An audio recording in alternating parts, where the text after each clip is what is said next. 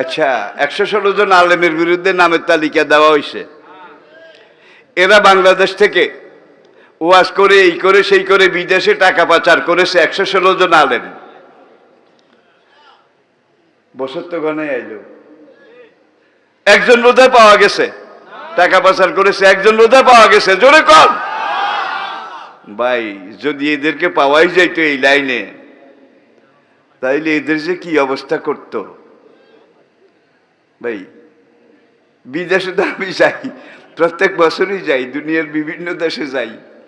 টাকা পাচার করার আমারও তো একটা সুযোগ আছে। জীবনে যা কামাই করেছি, যা প্রয়োজন ন্যূনতম খাইছি, বাকিটা আল্লাহর রাস্তায় খরচ করেছি। এটাই জীবন, এটাই সত্য, এটাই বাস্তব, ঠিক কিনা বলেন?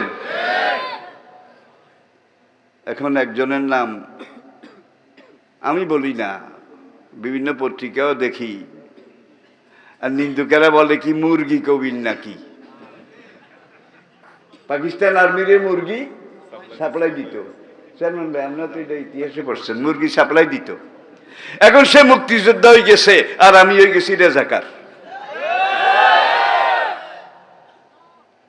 ভাইয়েরা, এটা আমার আলোচনার বিষয় নয়। বিবেক বলতে কথা, সবচেয়ে বড় বিবেক, সবচেয়ে বড় আদালত আপনার বিবেক। এরপরে আবার তিনজনে মিলে এই কর্মটা করেছে। একজন এই হলনা কবির, হলনা, আরেকজন সুপ্রিম কোর্টের বিচারপতির ওখানে তুরিন আফরোজ, নামটা শুনছেন বোধ হয়। মায়েরে গেঁদি ডাক্কায় বাসাতন বার করে দিছে, মায়েরে। বাস্তব, আমরা বলি না, অনেক ইতিহাস আমাদের পেটে। আমি তো বুড়ো হয়ে গেছি, কোন সময় আবার মরি যাই। দোয়া করেন যে ইতিহাস কিছু কই যাইতাম হারি। সরকারের কোনো দোষ নাই। বাবু যা বলে, পারিষদ বলে তার শতগুণ, ঠিক কিনা? সরকারের এইভাবে তোলা দিয়া দিয়া গাছের ডাও খাইছে, ডালার ডাও খাইছে, সালার ডাও খাইছে, তলার ডাও খাইছে, সব খাইয়া টাইয়া করলো খালাস, ঠিক কিনা বলেন? কোন কোন রাওয়ায়েতে 11 লক্ষ কোটি টাকা, কোন কোন রাওয়ায়েতে মানে বর্ণনায় 14 লক্ষ কোটি টাকা এই পর্যন্ত বিদেশে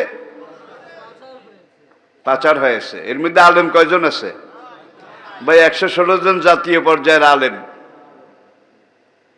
তাদের বিরুদ্ধে এইভাবে দরখাস্ত করেও তো একজনও পাওয়া গেল না, ঠিক কিনা? সবচেয়ে বড় দেশপ্রেমিক কে? স্বদেশের টাকা বিদেশে নিয়ে জমা রাখিল যে, এর চাইতে বড় দেশপ্রেমিক আরেকজন হইতে পারে না, ঠিক কিনা বলেন ভাই? আলেমদের তো এইভাবে টাকা পাচারের সুযোগ নাই। আচ্ছা বলেন, আজ পর্যন্ত তদন্ত করে কয়জন আলেমের আমেরিকাতে বাড়ি পাওয়া গেছে, কানাডাতে বাড়ি পাওয়া গেছে, লন্ডনে বাড়ি পাওয়া গেছে? একজনও পাওয়া যায় নাই। যত বাড়ি হেতাগ, কি যত বাড়ি সব তাদের, যত বড় বড় ব্যবসা তাদের, আর দৌড় যত নন্দ ঘোষ। প্রিয় ভাইয়ের, এবারে আবার আমরা আসুন। কেউ কি আমার উপরে রাগ করেছেন? কোরআনে কত শিক্ষা দেখেন, কোরআনে কি নাই? একটা বাইর করেন টোগাই, আপনার ঘরের পিছে কচুরি পানার নিচে 7 হাত কাদামাটির নিচে, এমন কোনখান থেকে একটা কিছু টোকাই বার করেন না, এবং আমাকে প্রশ্ন করেন যে হুজুর, আমার ঘরের পিছে কচুরি পানার নিচে, গড়ের তলায় 7 হাত মাটির নিচে, এখানে কি আছে কোরআনে বলা আছে কিনা আমাকে প্রশ্ন করেন। আমার ওয়াজ বন্ধ করে দেন। যেখান থেকে যেই প্রশ্ন করবেন, আপনার মনে যেইটা আসবে কিয়ামত পর্যন্ত, যেইটাই প্রশ্ন করবেন সেই প্রশ্নের জবাব কোরআনে আছে। তিবিয়ানান লিকুল্লি শাই, এক আয়াত। আর এক আয়াতে আল্লাহ পাক বলছেন মা ফাররাতনা ফিল কিতাবে মিন শাই, এই কোরআন এমন কোরআন, যেই কোরআনে কিয়ামত পর্যন্ত যত প্রশ্ন করা হবে, যত জিজ্ঞাসা করা হবে, যত সমস্যা আসবে, সব সমস্যার সমাধান, কিয়ামত পর্যন্ত সব প্রশ্নের জবাব এই কোরআনে দেওয়া আছে। আদম আলাইহিস সালাম বলবেন, ইয়া রব্বে নফসি নফসি। ওয়া ইয়াকুলু নূহ নবিয়ুল্লাহ, ইয়া রব্বে নফসি নফসি। ওয়া ইয়াকুলু ইব্রাহিম খলিলুল্লাহ, ইয়া রব্বে নফসি নফসি। ওয়া ইয়াকুলু ইসমাঈল জবিহুল্লাহ, ইয়া রব্বে নফসি নফসি। ওয়া ইয়াকুলু ইব্রাহিম খলিলুল্লাহ, ইয়া রব্বে নফসি নফসি। ওয়া ইয়াকুলু মূসা কালিমুল্লাহ, ইয়া রব্বে নফসি নফসি। ওয়া ইয়াকুলু ঈসা রূহুল্লাহ, ইয়া রব্বে নফসি নফসি। তাহলে আদম থেকে আমাদের নবীর আগের নবী ঈসা আলাইহিস সালাম পর্যন্ত সব নবী কি বলবে? নফসি নফসি। নবীরা বলবে নফসি নফসি। আরে আপনারে দেয় কইম বলে অমুকে বেহেশতি, কি আপনারে দেয় কইম অমুকে বেহেশতি। নবীরা সেখানে নফসি নফসি, ঠিক কিনা বলেন? তাহলে জিকে এই কথা কইছি কে আমির হামজা ঠিক নাই, কে বেহেশতি? ফারিকুন ফিল জান্নাতে ওয়া ফারিকুন ফিস সাইর। এবারে আসুন, তাইলে হাসরের মাঠে ওয়াকুলু আদম ও সফিউল্লাহ, ইয়া রব্বে নফসি নফসি। প্রথম মানুষ যিনি, তিনি প্রথম নবী নাকি? ইয়া বানি আদম, ইয়া ইবনে আদম। কোরআনে বহু জায়গায় আল্লাহ হে আদম সন্তান, হে আদম জাত, আদম সন্তান। আমরা কি আদম সন্তান না বান্দর সন্তান? জোরে কর। যারা জোরে কবে না তারা কিন্তু আদম সন্তান না, তারা বান্দর সন্তান। কোরআনে বারবার আমাদেরকে বলা হয়েছে বনি আদম, আদম সন্তান। ভাগ্যের নির্মম পরিহাস, আজকে আমাদের দেশে কারিকুলাম যারা তৈরি করে তারা বলে না আমরা আদম সন্তান না বান্দর সন্তান। এটা হয়তো আপনারা শোনেন নাই আর কি। শুনছেন? শুনছেন ভাই, পশু জগতের মধ্যে বান্দর সবচেয়ে দুষ্ট। আর বান্দর বুড়ো হইলে কিন্তু গাছের আগায় উঠে, একেবারে মগ ডালে উঠে। তাহলে কারিকুলাম যারা তৈরি করেছে তাদের মধ্যে বুড়া বান্দরও একজন আছে, নামটা বললাম না। নামটা ভাই, আগে মানুষের বংশ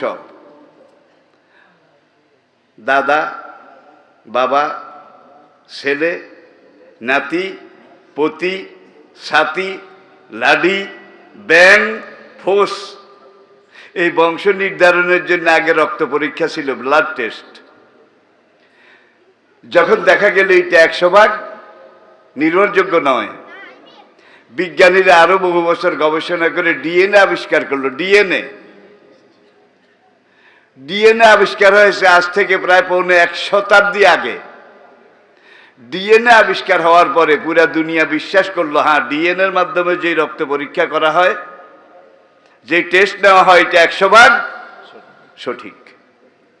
আল্লাহর কসম, এই পর্যন্ত পুরা পৃথিবীতে প্রয়োজনে হোক অপ্রয়োজনে হোক, গবেষণার জন্য হোক, যত মানুষের ডিএনএ পরীক্ষা করা হয়েছে, যত মানুষের, প্রত্যেকটা পরীক্ষা অমুক, তার বাবা অমুক, তার বাবা অমুক, তার বাবা অমুক, তার বাবা অমুক, তার বাবা অমুক, তার বাবা শীষ, তার বাবা আদম। আল্লাহর কসম, প্রত্যেকটা মুসলমান অমুসলমান, কাফের ইমানদার বেঈমান নির্বিশেষে মানুষ নামে যারা আছে, এই পর্যন্ত যত লক্ষ কোটি মানুষের ডিএনএ পরীক্ষা করা হয়েছে, সবাই ডিএনএ গিয়ে আদমে লাগছে, বান্দরে একজনেরও লাগে নাই। তাহলে আদম সন্তান না বান্দর সন্তান? ভাই, সেদিন দেখলাম নেট জগতে স্যারেরা ট্রেনিং দিতে আছে, সাইকেল চলে ক্যার ক্যার, কিরিং কিরিং কিরিং, স্যারেরা বাবু এর মতো লাফায়। ভাই, আল্লাহর কসম, দেখে আমি শর্মে মরে গেছি। স্যারেরা যদি এরকম লাফায় বাবু এর মতো, ছাত্ররা কি করবে? কপালে আগুন লেগেছে। আল্লাহ আল্লাহ, তিনি রব্বুল আলামিন, এই জন্য এখনো ভাত বন্ধ করে নাই। এখনো রেজেকের দুয়ারে তালা লাগায় নাই। যদি এগুলাকে আমরা মেরামত না করি, কনস্ট্রাকশন না করি, আল্লাহর কসম রেজেকের দুয়ারে আল্লাহ তালা লাগাই দেবেন। তারপরে তওবার দুয়ারে তালা লাগাই দেবেন, তওবার দরজা বন্ধ করে দেবেন। এগুলো হাদিসের কথা নাকি আমার কথা? আমার কথা তো একটাও বলি নাই প্রিয় ভাইয়েরা। তাইলে কবর আছে। কালা রাসূলুল্লাহ সাল্লাল্লাহু আলাইহি ওয়াসাল্লাম আল মাইয়িতু ফিল কুবুরে কাল গারিকে ফিল মায়ে। কবরের মুর্দার অবস্থা কি? আপনি ঢাকা থেকে চাঁদপুর আসেন লঞ্চে, বুঝার জন্য বলছি। সাইকনালের এখানে মেঘনায় পড়ার সঙ্গে সঙ্গে এমন একটা ঝড় ঢেউ, মওজন কা জোলাল, পাহাড়ের মতো তরঙ্গমালার মধ্যে লঞ্চটা পড়ে গেল, লঞ্চটা ডুবে গেল। আপনি মেঘনায় পড়ে গেলেন। অমক প্রতাপুন ভীষণ তরঙ্গ ভঙ্গ এইভাবে এসে আপনাকে সালাত করে যখন আঘাত করে, নাক মুখ দিয়ে নোনা পানি ঢুকে, আপনি একটা খড়কুটা পেলেও ধরার চেষ্টা করেন, ভাসার চেষ্টা করেন। আল মাইয়িতু ফিল কুবুরে, কবরে দাফন করা মুর্দার অবস্থা। নবী বলেন সাগরে পড়া ওই লোকটার মতো। সে শুধু হাতড়ায় যে কি ধরলে একটু টেকা যাবে, কতক্ষণ থাকা যাবে, কতক্ষণ বাঁচা যাবে। সেই কবর কি আমাদের সামনে আসে না নাই? আলহামদুলিল্লাহ। তিনটা প্রশ্ন হবে, মান রাব্বুকা ওয়া মা দীনুকা ওয়া মান নাবিয়ুকা। তিনটা প্রশ্নের জবাব যদি আপনি ঠিকভাবে দিতে পারেন, আপনার কবরের সাথে আল্লাহ বললেন বেহেশতের দুয়ার খুলে দাও, ওর কবরের সাথে বেহেশতের দরজা খুলে দাও। দুনিয়ার সময়ের হিসাব মতো প্রত্যেক দিন দুইবার সকাল সন্ধ্যায় বেহেশতের নাস্তা তার কবরে কিয়ামত পর্যন্ত খাওয়াও। দেখছেন পেনশনাবল। এখনো হাসর হয় নাই, বিচারও হয় নাই, কিন্তু কবরে বসে অ্যাডভান্স খাওয়াইতেছে। বাংলাদেশের জেলখানায়, দুনিয়ার সব দেশের জেলখানায় দুই রকমের আসামি আছে, কিন্তু দুই রকমের কয়েদি আছে। একরকম কয়েদি আমজনতা, তারা কি খায়? জেল দারোগার পক্ষ থেকে কন্ট্রাক্ট দেওয়া হয় একদল কন্ট্রাক্টরকে। মূলা যে সময় গরুয়ে খায় না, এই সময় ট্রাকে ট্রাকে মূলা কিনি ওই বেচায় খাওয়ায়। ডাটা মাইরা, যেগুলা ঘোড়ায় পাও দিলে ভাঙে না, এগুলারে মুগির উপরে কেটে কেটে ওদেরকে খাওয়ায় জেলখানার কয়েদিদেরকে। আবার এমন কয়েদিও আছে কেবিনের মধ্যে, এসি কেবিনের মধ্যে এমন কয়েদিও আছে তার বাসা থেকে খানা আসে, বাসা থেকে। এরপরে তাকে খানাটা খাওয়াবার আগে ডাক্তার আসে, ডাক্তার এসে খানাটা পরীক্ষা করে যে এই খানাটা এই সারকে, বড় সারকে, যে সার বন্দি আছে, এই সারের খাওয়ানো ঠিক হবে কিনা, খাইলে আবার মরে টরে নাকি, কোনো অ্যাকশন রিয়াকশন হলে তো সরকার দায়ী হয়ে যাবে। এই যুগে অবশ্য দায়ী হয় না, কিন্তু রাষ্ট্রবিজ্ঞানে এটা ফ্যাক্ট, এটা বাস্তব। এবং জেলের পক্ষ থেকে যেই খানা এই কেবিনওয়ালাদেরকে ফার্স্ট ক্লাস যারা পায়, ফার্স্ট ক্লাস কয়েদিদেরকে দেওয়া হয় গোডা গোডা মুরগি। কি গোডা গোডা মুরগি, ফিস্ট রোস্ট। তাহলে একদল মাইরা খাইতে খাইতে শেষ, কি মুলা খাইতে খাইতে তাদের পেট ডাইরেক্ট হয়ে গেছে। আরেক দল জেলখানায় বসে বসে কোরমা পোলাও গোডা গোডা মুরগি খায়। ঠিক কিনা বলেন? আল্লাহর কসম, হাসরের মাঠে উঠার আগ পর্যন্ত আপনাকে যখন দাফন করা হবে, আপনার কবরটা জেলখানা হবে। এখন কবরটা ওই যে গোডা গোডা মুরগি ফিশ টোস্ট খাওয়ার মতো জেলখানা হোক, এটা চাননি? সবাই বলেন চান? যে যে চান 5 ওয়াক্ত সালাত ঠিক মতো আদায় করবেন। যে যে চান, আর সালাতো মিফতাহুল জান্নাহ, যে যে চান তার ইমানের দাবি তিনি কোরআনের সাথে সম্পর্ক গভীর করবেন। যে যে চান তার ইমানের দাবি কুন আলেমা নাও মুতাআল্লিমা নাও মুস্তামিয়া নাও মুহিব্বান, তারা যেন আলেম ওলামা, দেখলে ভক্তি করে, শ্রদ্ধা করে। আলেম ওলামাকে ভক্তি, কুন আলেমা নাও মুতাআল্লিমা নাও মুস্তামিয়া নাও মুহিব্বান, তাদেরকে আল্লাহ বেহেশত দিয়ে দেবে, আলেমের মহব্বত করেছে এই জন্যে। আর এই যুগে আলেম লম্বা করতে দেখলে কয় কি কয়, ইন্নাল্লাযীনা আজরামু কানু মিনাল্লাযীনা ইয়াদহাকুন ওয়া ইযা মাররু বিহিম ইয়াতাগামাজুন। লম্বা কর্তা আর টুপি মাথায় দিয়ে যদি যায় তাহলে একদল আবু জাহেল, উতবা, ওলীদ, ফেরাউন, নমরুদের দল, তারা বলে এ এ এ এ এ এ এ এই যায় 37.5 বন্ধ, এক আল্লাহ তারা আঘাত দিছে, কাপড়ের দাম তারাই বাড়াইছে।